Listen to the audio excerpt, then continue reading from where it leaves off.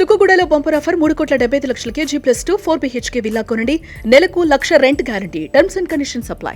So ఎప్పుడు చూసినా నీలో పల్లె వాతావరణం, ప్రకృతి, నేచర్ కనిపిస్తూ ఉంటుంది.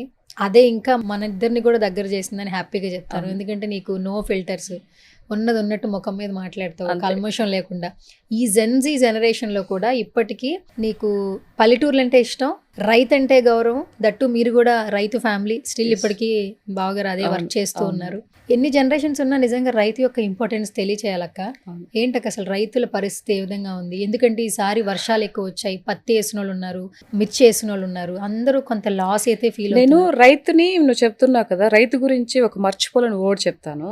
ఒక ఆడబిడ్డ పెళ్ళైపోయిన తర్వాత తను ఏదైతే ఫస్ట్ ప్రెగ్నెంట్ అవుతుందో 9 నెలలు మోసిన తర్వాత ఆ బిడ్డ ఏదైతే పురిటి నొప్పులు పడి ఆ బిడ్డను కంటదో, యాజ్ యూజువల్ రైతు అంతే.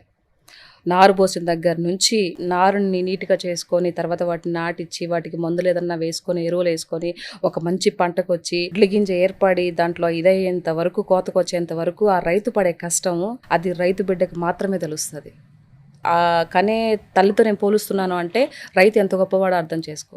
ఈరోజు 4 మెతుకులు మనం అందరం ఈ అన్నం నోట్లోకి వెళ్తుందంటే రైతు పండించకపోతే అసలు ఇప్పుడు కొంతమంది చాలా మంది ఆ పొలాలను కూడా కొట్టేసి రియల్ ఎస్టేట్ అంట ఫ్లాట్ల కింద పెట్టేస్తున్నారు. వీళ్ళకి ఏమి ఇది నాకు అర్థం కాదు. అంటే డబ్బులు ఏం చేసుకుంటారో ఏంటో, అవసరానికి కావాలరా డబ్బు, అవసరం మించి కోట్లు. నేను ఈ సంవత్సరంలో 30 కోట్లు టర్న్ అవుట్ చేశాను రా, నెక్స్ట్ ఇయర్ అట్లీస్ట్ 40 అన్న. దేనికి? ఎందుకు? రోగాలన్నీ ఎక్కువైపోతున్నాయి. ఆ తక్కువ పంటలో ఎక్కువ ఎదు చేయాలని చెప్పేసి. ఎందుకంటే వీళ్ళంతా కొట్టేయడం వల్ల తగ్గిపోతుంది. వీళ్ళు ఏం చేస్తారు, రైతులు తగ్గిపోయినప్పుడు 2-3 సార్లు వేయడానికి ట్రై చేస్తారు. పంట వేయడానికి తక్కువైనప్పుడు ఆ పంట వేయడంలో ఏం చేస్తారు, వీళ్ళంతా మందులు వేస్తున్నారు ఎక్కువ, అంటే తొందరగా వచ్చేయడం కోసం. ఆ మందులు తిన్న అన్నాన్ని మనం తింటున్నాం. ఆ జబ్బులన్నీ మనకే కదా వచ్చేది. ఈ క్యాన్సర్లు, ఈ షుగర్లు, ఈ బీపీలన్నీ ఎక్కడి నుంచి వస్తాయి అనుకున్నారు?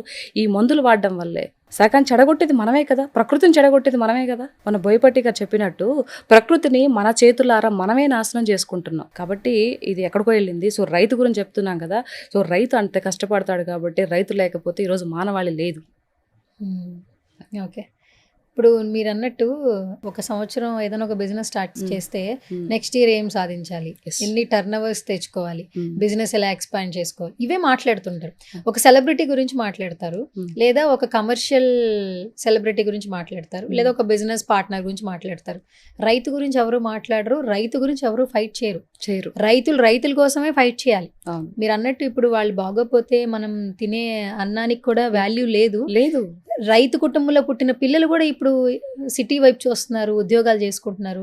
ఫ్యూచర్ మొత్తం మీరు అన్నట్టు పొలాలు లేకుండా రియల్ ఎస్టేట్లు అయిపోయి, చుట్టూ బిజినెస్లు అయిపోయి, కమర్షియల్ కాంప్లెక్స్లు కనిపిస్తూ ఉంటే మనం తినే ఫుడ్ కూడా మనం క్వాలిటీ లేకుండా తిని రోగాల బారిన పడతాం. మీరు అన్న తర్వాత అట్లా అనిపిస్తుంది. రానున్న 20-30 ఏళ్లలో ఈ అన్నం కూడా పుట్టదు, రైతులు అనేవాడు ఉండడు. వీళ్ళు ఇలాగే ఈ తత్వం ఇలాగే ఇది చేస్తూ ఉంటే రైతు అనేవాడు ఉండడమ్మా. నేను చెప్తున్నాను కదా, ఉండడు.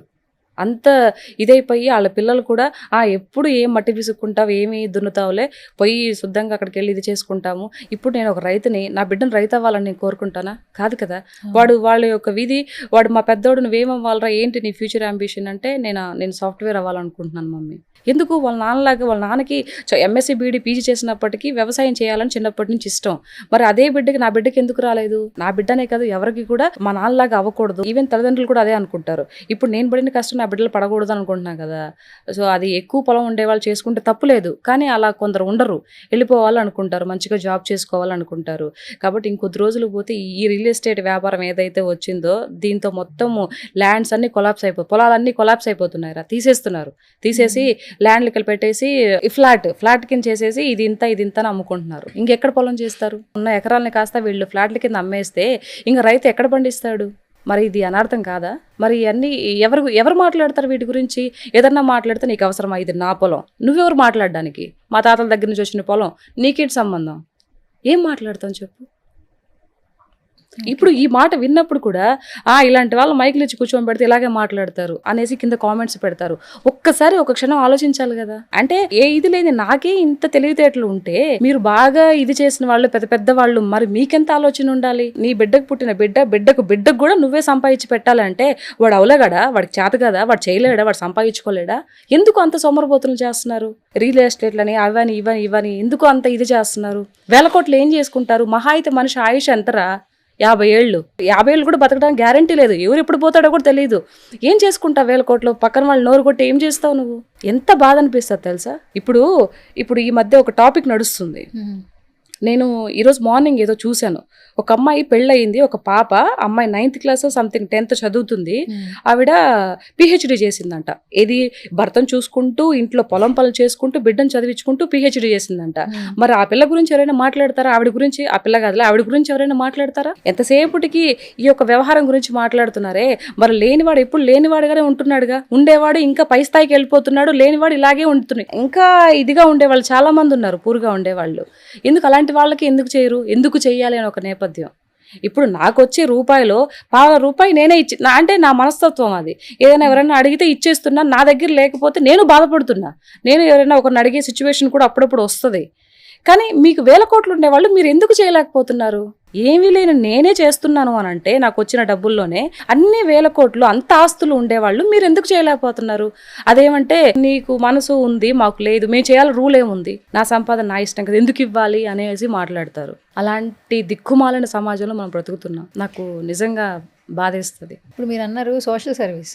మీరు అన్న పాయింట్ ఏంటంటే, చిన్నప్పుడే పేరెంట్స్ ఏంటంటే మన దగ్గర ఎంత ఉన్నా కూడా మనకి ఎంత సరిపోతుందో అంతే వాడుకుని మిగతాది ఒక నలుగురు పెట్టడానికి నీ మనస్తత్వం ఉండాలి. పెరిగేటప్పుడే పిల్లలకి అది చెప్పి పెంచుతారు. అందుకే ఒకప్పుడు ఏంటంటే మనకి కష్టం వస్తే ఒక నలుగురు వస్తారు కదా అనే భావన ఉండేది. ఒక పాట కూడా ఉంది, ఒక్కరై రావడం ఒక్కరై పోవడం, నడుమ ఈ నాటకం ఉన్నా కూడా ఒక నలుగురు మన కోసం వస్తారనేది చెప్తూ ఉండేవాళ్ళు, జరుగుతూ ఉండేది. ఇప్పుడు ఏంటంటే స్వార్థం పెరిగిపోయింది. ఎవరికి వాళ్ళు పట్టిన స్వార్థం, మేం బాగుంటే చాలు అనే ఆలోచనలోనే ఉన్నారు. ఇవన్నీ మారే సిచ్యువేషన్స్ ఎక్కడా లేవు కదా. మారవు. సోషల్ సర్వీస్ ఏం చేస్తారు? కొన్ని ఉపద్రవాలు వచ్చేంత వరకు వీళ్ళు మారరు. ఎవరైతే అహంకారంతో వెలిగిపోతుంటారో, నాకేంటి, నేను మంచి ఇదిలో ఉన్నాను, నాకు ఒక మంచి స్థాయి ఉంది, ఒక మంచి హోదా ఉంది, ఒక మంచి పేరు ఉంది, దానికి తగ్గట్టు డబ్బులు ఉన్నాయి, నేను ఏదైనా కొంటాను, ఎవరినైనా ఇష్టం వచ్చిన మాట్లాడతాను, నాకు ఇష్టం వచ్చినట్టు బిహేవ్ చేస్తాను, నాకు ఇష్టం వచ్చినట్టు బట్టలు కట్టుకొని ఉంటాను, తిరుగుతాను, ఎవడేమనుకున్నా నాకు సంబంధమే లేదు అని ఏదైతే ఈ నడమంత్రపు సిరి మీదకెక్కిన మాటలు ఉంటాయో, ప్రతి ఒక్కరికి జీవితంలో అవన్నీ అణసదొక్కడానికి ఒకరు వస్తారు. అది ప్రకృతి వల్ల రావచ్చు, లేకపోతే వేరే పర్సన్ వల్ల రావచ్చు, ఎలాగైనా రావచ్చు. కానీ అణచి మొత్తం అంత ఇది చేసి కింద కూర్చోబెడతాడు. అహంకారం పనికిరాదు. ఒక మనిషి ఎదుగుతూ ఉందంటే ఎదిగే నేపథ్యంలో చెవులు మూసుకోవాలి. మొత్తం ఎదిగి బాగా నీకు ఒక మంచి పేరు వచ్చిన తర్వాత నోరు మూసుకోవాలి, నోరు అదుపులో పెట్టుకోవాలి. లేకపోతే చాలా ప్రాబ్లమ్స్ వచ్చేస్తాయి. నీ వల్ల ఒక మాట ఇదైపోయి తూలి బయటకు వచ్చి బయట అందరు విని నిన్ను తిడుతున్నారు అని అంటే అది ఒక్క బ్యాడ్ నేమ్ నీకు ఒక్కదానికే కాదు, నీ పిల్లలకి, నీ భర్తకి, ఎంటైర్ నీ ఫ్యామిలీకి. ఇన్ని సంవత్సరాలకి నువ్వు కష్టపడి సంపాదించుకున్న పేరు ఒక్క చిటికలో ఇలా పోయింది కదా. ఏం సాధించావు నువ్వు? దానివల్ల ఏం కూడగట్టుకుంటావు? ఒక్క సెకండ్ ఆలోచించు. మనిషి ఫ్రెండ్షిప్ కూడా చాలా మంది ఉంటారు. ఏదైతే ఫేస్ చేస్తున్న ప్రాబ్లంలో నువ్వు ఉన్నప్పుడు నువ్వు చేస్తుంది తప్పు అని ఎవరైతే నీ ఫ్రెండ్ నీకు చెప్తారో వాళ్ళు నీ రియల్ ఫ్రెండ్స్. లేదు నిన్ను ఇంకా ఎంకరేజ్ చేస్తూ సొసైటీతో మనకేం పని, నువ్వు ఇష్టం వచ్చినట్టు చేసి, నీకు ఇష్టం వచ్చినట్టు తిరుగు, నీకు ఇష్టం వచ్చినట్టు ఉండని చెప్పి ఎంకరేజ్ చేస్తారో వాళ్ళు ఖచ్చితంగా నీ పతనాన్నే కోరుకుంటారు. ఇది వాస్తవం. ఆపదలో ఉన్నప్పుడే నిజం ఫ్రెండ్స్ ఎవరా, లేకపోతే ఫేక్ ఫ్రెండ్స్ ఎవరా, నిన్ను ముంచే వాళ్ళు ఎవరా నీకు తెలుస్తుంది. నువ్వు ఇది కూడా తెలుసుకోలేనంత గుడ్డిగా బ్రతుకుతున్నావు అని అంటే ఇంతకన్నా మూర్ఖురాళ్ళు ఇంకొకరు ఉండరు. ఓకే. ఎస్.